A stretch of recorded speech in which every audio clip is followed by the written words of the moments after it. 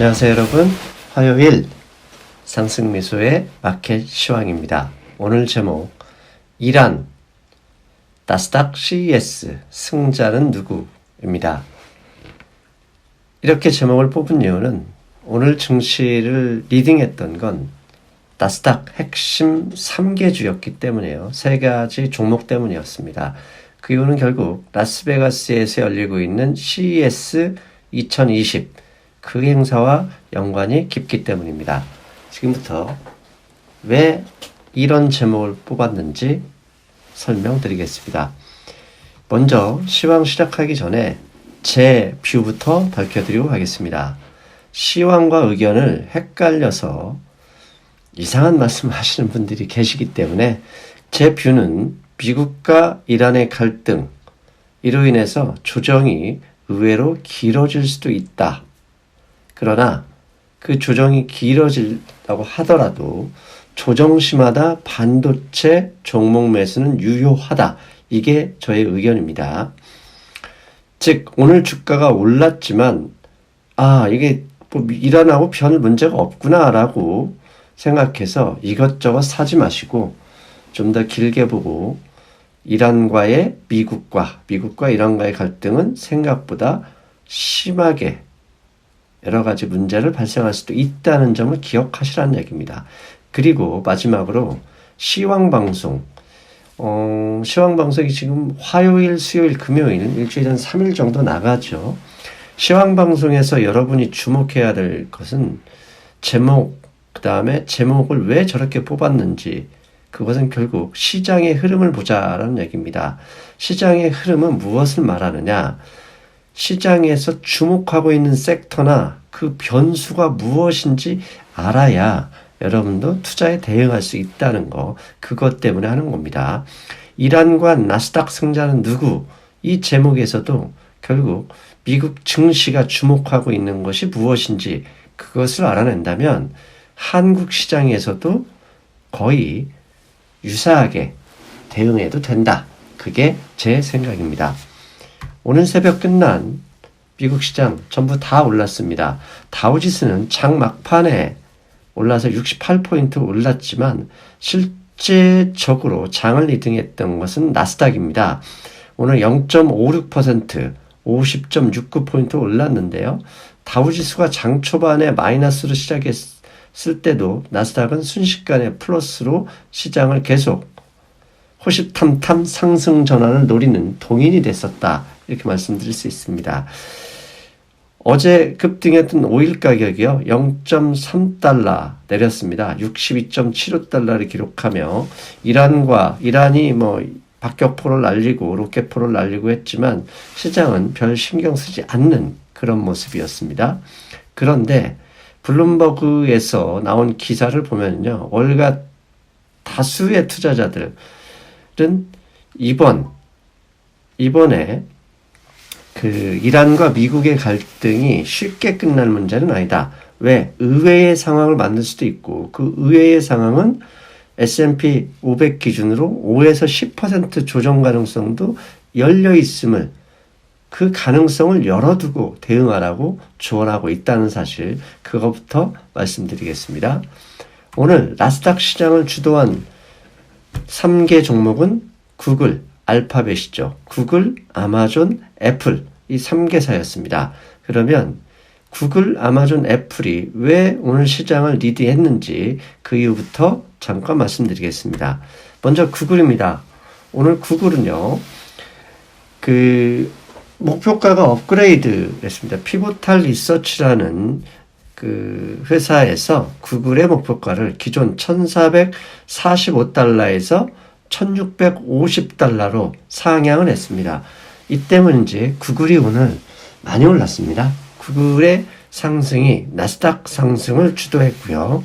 두 번째, 아마존도 많이 올랐습니다.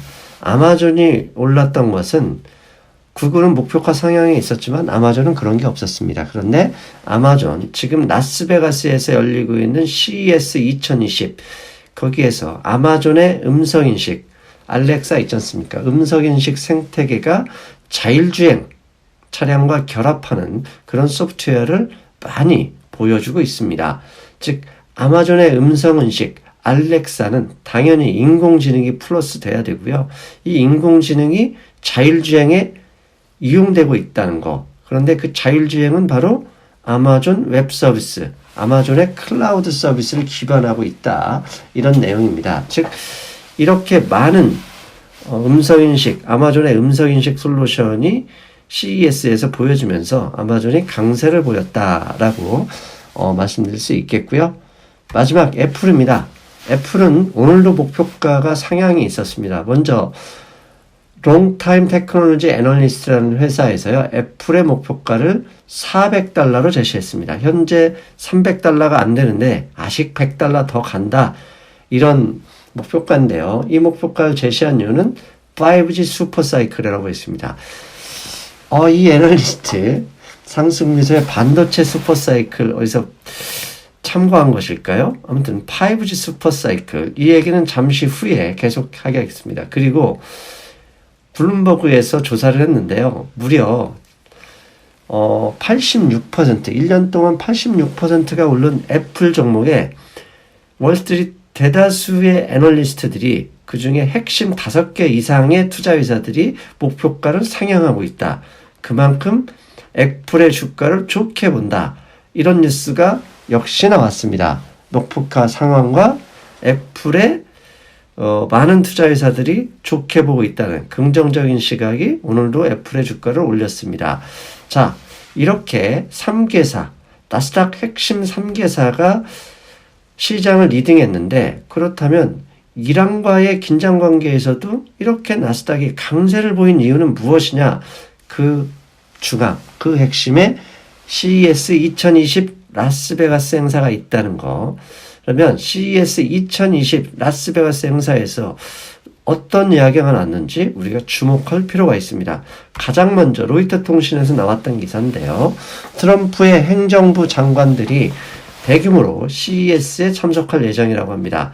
장관급으로는 상무장관, 윌버 로스죠. 그 다음에 교통부 장관, 에너지 장관, 3명의 장관과 함께 관리들 수백 명이 CES에 참관한다고 합니다. 그 참관하는 목적은 트럼프 대통령이 취임 이후에 기술개발 장려를 통해서 고용 확대를 추진하는 정책을 하고 있잖아요. 그 정책에 있어서 문제가 되는, 장애가 되는 게 뭐냐? 규제입니다.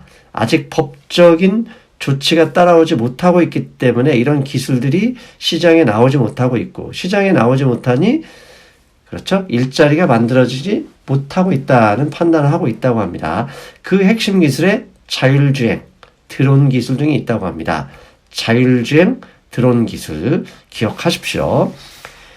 그런데 이건 트럼프 행정부의 반응이죠. 트럼프 행정부가 저쪽에 신경을 쓰고 있다. 그러면 주식시장도 움직일 가능성이 높다는 거. 그 정도는 알고 계시죠. 왜? 지난 3년간 트럼프 대통령의 주식시장, 경제정책은 자신이 원하는 대로 되고 있다. 그거 기억하시고요. 이번 CES 2020에서 주목받는 3가지 기술을 꼽으라면, 셀프 드라이빙 카, 자율주행, 8K TV, 뭐라고 하죠? 초고해상 TV죠. OLED 관련 TV이고요. 그 다음에 5G가 있습니다. 그런데 여러분, 자율주행, 5G, 8K TV 전부 다 반도체가 필요하다는 거, 그거 말씀드리고 싶었습니다. 이게 영문 기사를 읽어보셔야 되는데 영어가 부족하다 그러면 이 내용을 번역했는지는 모르겠습니다. 그런데 이 내용과 상당히 유사한 기사가 있습니다. 오늘 새벽에 나왔는데요. 쿠키뉴스에서 CES 메인 주제도 5G, 자율주행, 그리고 AR까지 있습니다. 이거 검색하셔서 읽어보시면 앞에 자율주행, 5G, 8K TV 이것과 관련해서 여러분들도 지식, 그 다음에 인사이트를 얻을 수 있겠다 말씀드리고요. 어제 한국 코스피, 코스닥 많이 빠졌습니다. 특히 코스닥은 2% 넘게 하락했는데요. 그런데도 반도체 관련주들은 모조리 강보합, 심지어는 플러스를 낸 회사도 있었습니다. 그 이유는 전자신문에서요, 일요일 저녁에 삼성전자가 올해 메모리 설비 증설에 무려 17조 원을 푼다. 이런 기사가 나왔습니다. 이미 약 3주 전에 중국 시안에 낸드 2차 설비 투자를 단행할 계획으로 알려졌는데 거기에 평택 2공장까지 추진한다.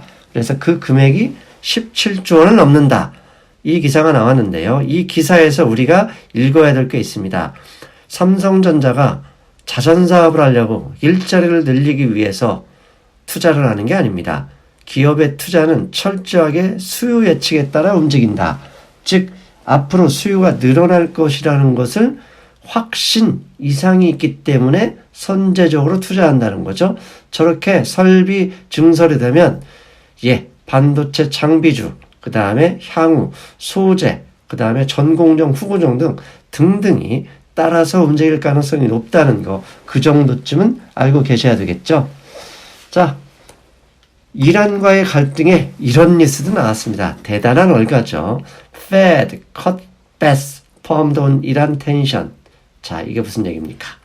이란과의 갈등, 이란과의 이런 전쟁 위험성이 계속 나타난다면 결국 심리적인 원래 경제는 멘탈이 중요하잖아요. 심리적으로 위축될 수 있어서 중국과 미국의 갈등을 이제 좀 터널에 빠져나오려고 했더니 이란이 나왔다. 그렇다면 이란 때문에 금리 인하를 해야 되는 가능성이 높아진다. 금리 인하 하라. 이런 거죠. 한마디로.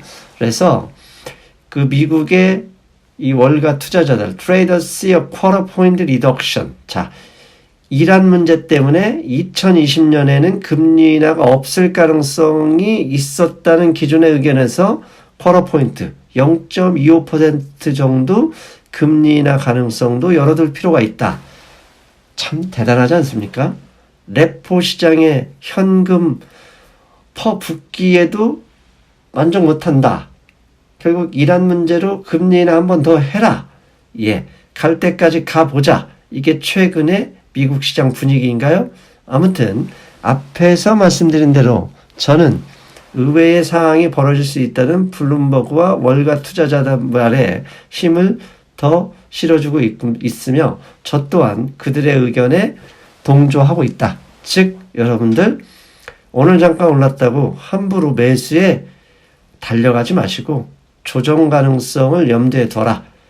다만 조정 가능성, 조정이 나올 때마다 반도체 주식들은 계속 사는 거 추천한다. 이게 저의 의견이었습니다. 여러분 저는 수요일에 뵙겠습니다. 여러분 안녕.